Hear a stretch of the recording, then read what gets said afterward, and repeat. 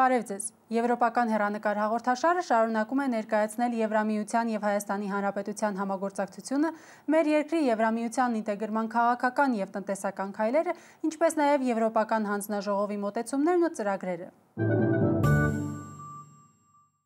Այս տարի Հայաստանում Եվրոպայի օրը նշվեց մայիսի 12-ին։ Այն դարձավ իսկական մշակութային բազմազանության օր։ Այս մասին, ինչպես նաև Հայաստանում Եվրոպական միության պատվիրակության ու Հայաստանի հասարակական քաղաքական կյանքի օրակարգի մասին մեկ պարբերությամբ։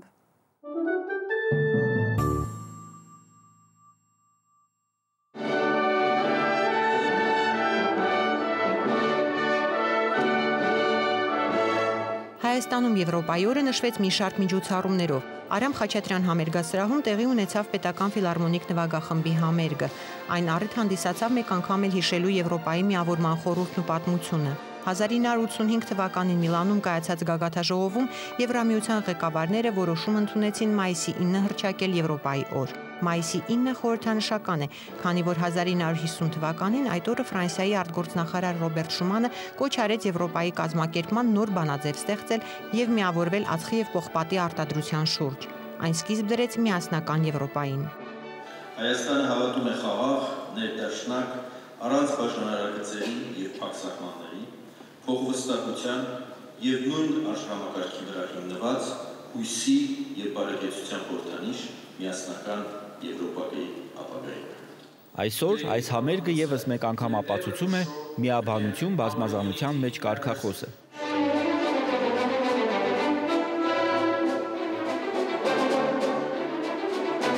Այդ նույն կարգախոսով Եվրոպայի օրը նշվեց Հյուսիսային Բողոտայում։ Բացօթյա հանրային տոնակատարության մասին ավելի մանրամասն կպատմենք մեր ծրագրի հաջորդ էջում։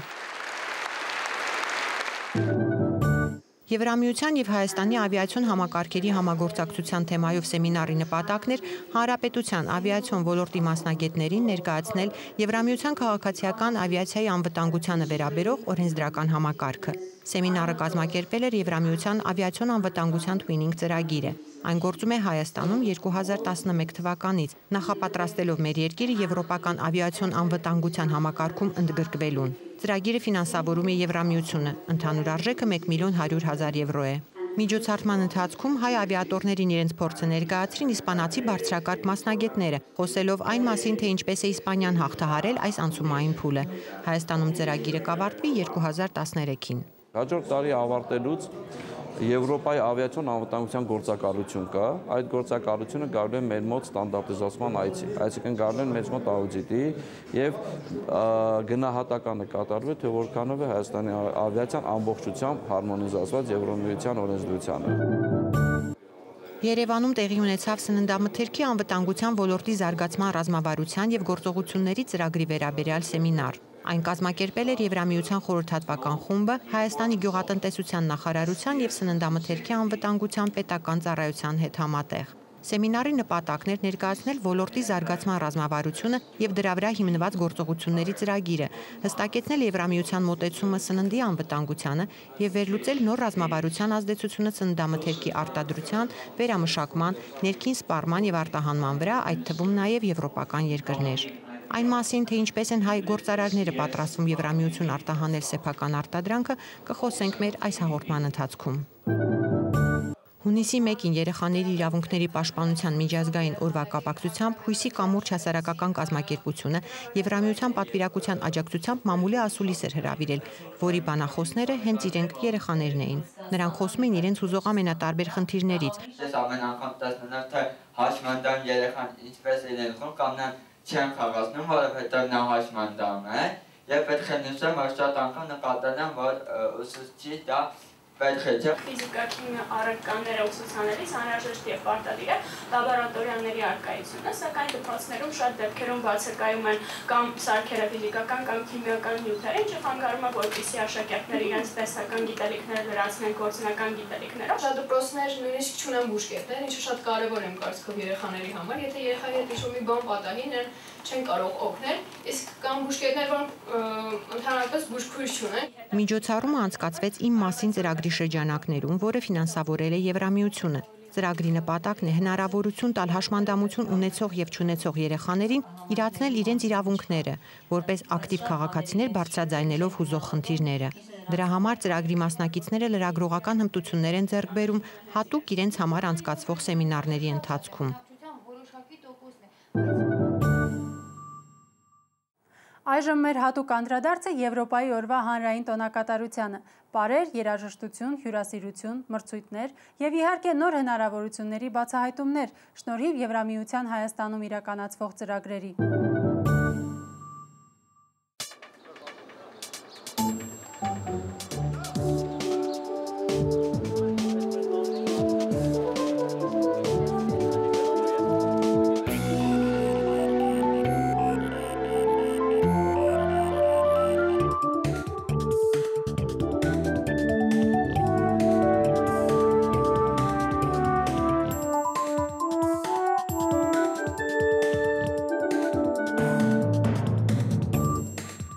Բազմազան, բայց և միասնական Եվրոպայի օրը Երևանում նշեցին բազմազան ծրագրով և միասնական ուժերով։ Տոնը մեկնարկեց 5 նկարիչների աշխատանքով։ Բազմամարդ հանդիսատեսի աչքի առաջ երիտասարդները սկսեցին նկարել իրենց պատկերացրած Եվրոպան։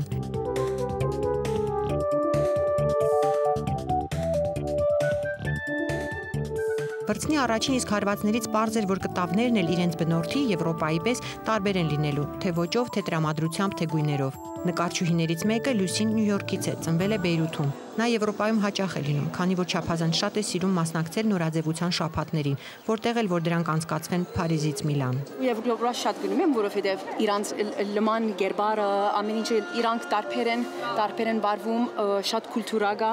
Մի ցեվով փորձում եմ դիգնիկ սարքեմ, որ շատ ավանգարդ հագուստ հագել ու Փարիզում պիտի գնա ֆրֆրա։ Նկարիչների կեսգիշերային աշխատանքի արդյունքը հաջորդ օրը ցուցադրվում էր Եվրոպայի օրվա առիթով կազմակերպված բացօթյա տոնակատարության ժամանակ։ Մուտքն ազատ էր հյուսիսային պողոտան մարդաշատ, այնպես որ միջմշակութային երկխոսության համար պայմաններն ավելի քան հարմարավետ էին։ Այսօրը եւս մեկ անգամ հաստատվում են եվրոպական արժեքները։ Այսօրը նշանավորում է ժողովրդավարությունը, արժանավայել կյանքը եւ անշրջելի զարգացումը, ոչ միայն Եվրամիության քաղաքացիների, այլ նաեւ Եվրամիության գործընկերների եւ հարևանների համար։ Ես կարծում եմ, որ մեզ համար մեր ներկայությունը Եվրոպայում, մեր ներդրումը եվրոպական համընդհանուր արժեքային համակարգի մեջ բավական մեծ նշանակություն ունի բոլորիս համար։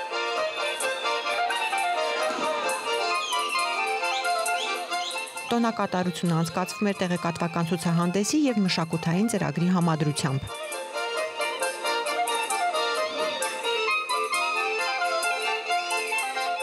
Լեհական երկնուպարը մշակութային ծրագրի մասն էր կազմում, իսկ տեղեկատվական ցուցահանդեսը հնարավորություն էր տալիս ծանոթանալ Եվրամիության ֆինանսական, խորհրդատվական եւ տեխնիկական աջակցությամբ տարվող 50-ից ավելի ծրագրերին։ Դրանք իրականացվում են սոցիալական, առողջապահական, կրթական, բնապահպանական, մարդու իրավունքների եւ այլ ոլորտներում։ Օրինակ, լրատվամիջոցների ազատության, պրոֆեսիոնալիզմի եւ բազմակարծության խթանումը Հարավային Կովկասում եւ Մոլդովայում ծրագրի պատասխանատուն Հայաստանում պատմեց, որ այն մեկնարկել է 2011 թվականին եւ իրականացվում է Եվրամիության եւ Եվրախորհրդի համատեղ ֆինանսավորմամբ։ Պրոյեկտի նպատակն է նշված երկրներում, այսինքն Հայաստանում, Վրաստանում, Ադրբեջանում եւ Մոլդովայում նպաստել լրատվամիջոցների ազատությանը, բազմակարծությանը եւ պրոֆեսիոնալիզմին։ Այսինքն ստեղծել մի այնպիսի իրավիճակ, երբ լրատվամիջոցները եւ մասնագիտորեն իրենց գործը կատարում են ըստ արժանվույն եւ իրենք գիտեն իրենց իրավունքները եւ իրենց պարտականությունները։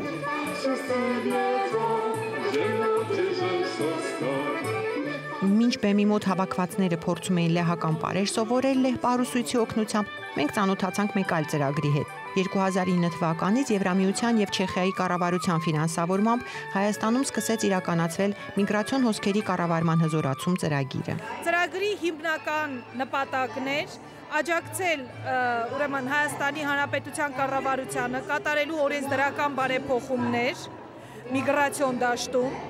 օգնել պոտենցիալ միգրանտներին այստեղ գտնելու աշխատանք, ինչպես նաև եթե կա անհրաժեշտություն մեկնելուց առաջ ներկայացնել այն երկրի օրենսդրությունը, ուր ուզում են գնալ։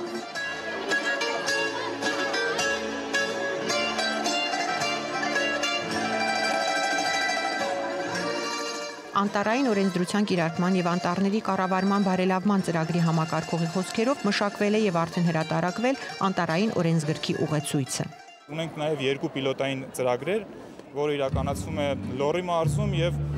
Տաուշի մարզում, դա համայնքային զարգացման ծրագրեր են, ավելի կոնկրետ բնության էկոտուրիզմի զարգացման մասով են։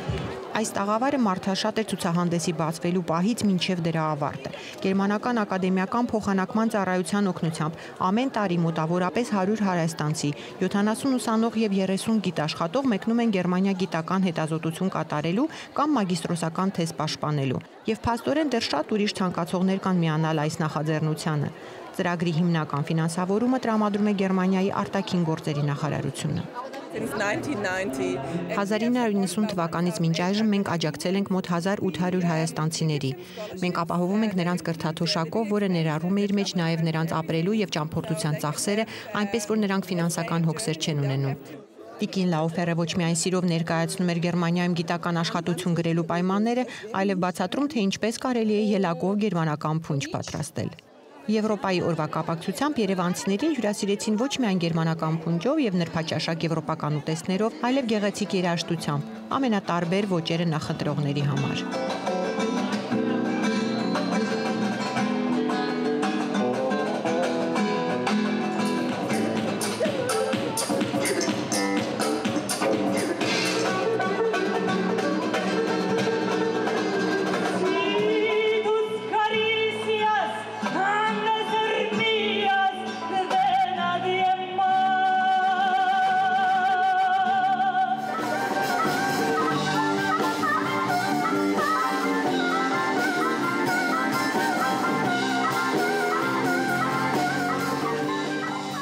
Համերգի ընթացքում Եվրամիության պատվիրակության ղեկավարը հայտարարեց նաև իմ եվրոպացի ընկերը եւ ես երիտասարդական տեսահոլովակների մրցույթի հաղթողի անունը՝ Զաքար Դեմիրճյան։ Մրցանակը հանձնվեց նրա մայրիկին, քանի որ Զաքարը այս պահին երկրում չէ, նա ուսումնառության է մեկնել Եվրոպա։ Վերջին շրջանում Հայաստանի երիտասարդներն ավելի ու ավելի են ձգտում դեպի Եվրոպա, իսկ Եվրոպան սիրող արևմտահայ նկարչուհի Լուսին երազում է Հայաստանում ապրել։ Ամենաշվարում են ինչի, բայց հա, երաս է։ Չգիտեմ, չեմ կարող ասեմ, հոգինա կարծեմ այդ մագնիսական բաները, որ ասում են, որ գա հողին տակը ու իմ արյունի մագնիսագին բաները իրարու շատ կապված են, նույնիսկ դնից դուրս չելեմ, ես շատ ուրախ եմ, միշտ կասեմ, վայ արդեն Հայաստանում եմ, ոչինչ։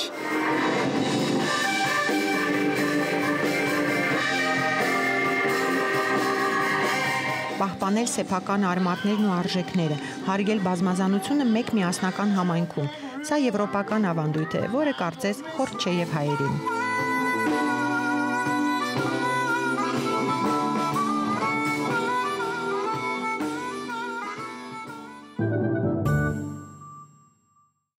Մենք շարունակում ենք ներկայացնել Հայաստան-Եվրամիություն համագործակցությունը։ Այս անգամ դիտեք առևտրի, մասնավորապես Հայաստանից Եվրամիություն արտահանման հեռանկարի մասին մեր օրինակը։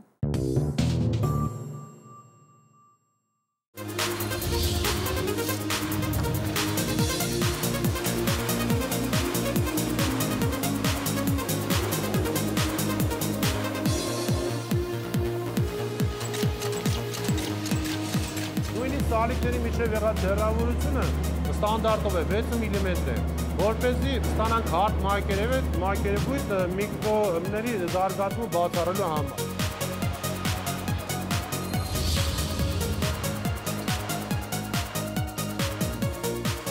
Մսամթերք արտադրող այս ընկերությունը ստեղծվել է 97 թվականին։ Որոշակի առաջընթաց արձանագրելուց հետո 2006-ին որոշվեց նոր մասնաշենք կառուցել, որը թույլ կտար ոչ միայն ընդլայնվել եւ ավելացնել արտադրության ծավալները, այլև նոր շուկաներ նվաճել։ Այդ կապակցությամբ կառույցի նախագիծը պատվիրվեց եվրոպական մասնագետներին, որոնք վերահսկեցին նաև շինարարության ողջ ընթացքը։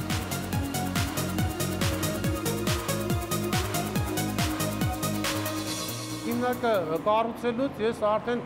եվրոպացիներին հասել էի խելագարության, անդադ հարցնում, չգիտեմ ինչքանով է հաջողվել, բայց երևի տեսնում եք, որ լավ է։ Գործարանն ապահովված է ժամանակակից հոսքագծերով, սառնարաններով եւ այլ սարքավորումներով։ Արտադրության ծավալների ավելացման հետ ծագում է արտահանման հարցը, քանի որ ներքին շուկան փոքր է։ Այս արտադրանքն այսօր արտահանվում է Վրաստան, Ռուսաստան, Թուրքմենստան, Իրան, Արաբական Էմիրություններ, Ուկրաինա, բայց հիմնական նպատակակետը Եվրոպական միության երկրներն են։ Ընդ որում արտադրողն անտեղյակ չէ, թե ինչ խիստ պահանջներ են ներկայացվելու ապրանքի որակի նկատմամբ եվրոպական շուկա մուտք գործելու դեպքում։ Եթե պարզ լեզվով ասենք, սա մի գործընթաց է, որը որ մեզ հնարավորություն է տալիս, ինչ որ առումով նաև դրդում է, ունենալ որակյալ արտադրանք, որպեսզի հնարավորություն ունենալ մտնել եվրոպական շուկա։ Սա ըստ էության ոչ միայն արտաքին առևտրային գործունեությանն է ուղղված, այլ նաև լրջագույն խթան է երկրի տնտեսական զարգացման համար։ Արտադրողը նաև խորհուրդ է տալիս սպառողներին ավելի ուշադիր լինել, սննդամթեր գնելուց առաջ կարդալ բաղադրությունը, ստուգել պիտանելիության ժամկետները։ Դա զգոն կպահի բոլոր արտադրողներին։ Իսկ այստեղ հիմա սկսում են ուսումնասիրել շուկան եւ հստակեցնել այն ապրանքների ցանկը, որոնք կարող են հետաքրքրել եվրոպացի գնորդին։ Մենք ունենք մոտ 150 տեսակի արտադրանք, որից որոշ քանակները նրանք երկարաժամկետ պահպանման երշիկներ են, դրանք բաստուլմանա, ջերկինա, սուջուխնա։